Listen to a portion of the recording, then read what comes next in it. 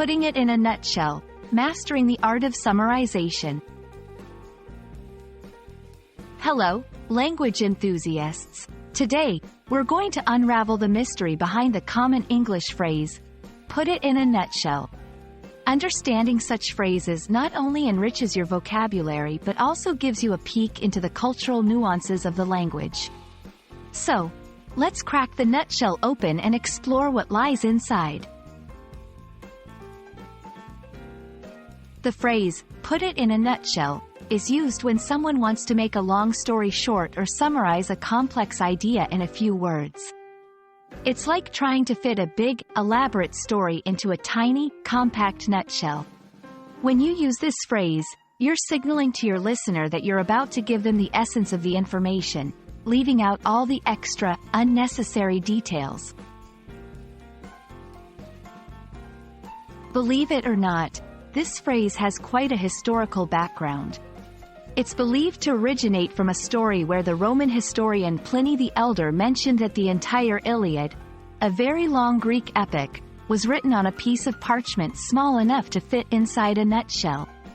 While this might be an exaggeration, it perfectly illustrates the idea of condensing something substantial into something very small.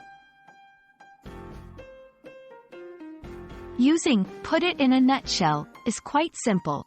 It's typically used as a transitional phrase when you're about to summarize. For example, to put it in a nutshell, the meeting was about improving workplace efficiency. She put the entire plot of the movie in a nutshell and saved me from 2 hours of boredom. Remember, it's best used in informal settings.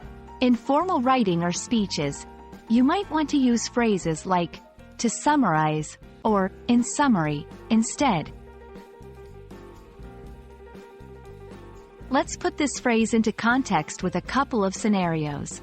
In a business meeting, we've discussed many points today, but to put it in a nutshell, the main goal is to increase our market share. In a casual conversation, I could tell you about my entire trip, but to put it in a nutshell, it was an adventure of a lifetime. And there you have it, a complete overview of the phrase, put it in a nutshell. Remember, language is not just about words, but the stories and history they carry.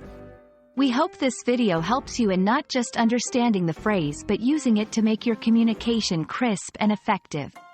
Happy learning, and until next time, keep it short and sweet, or should we say, keep it in a nutshell.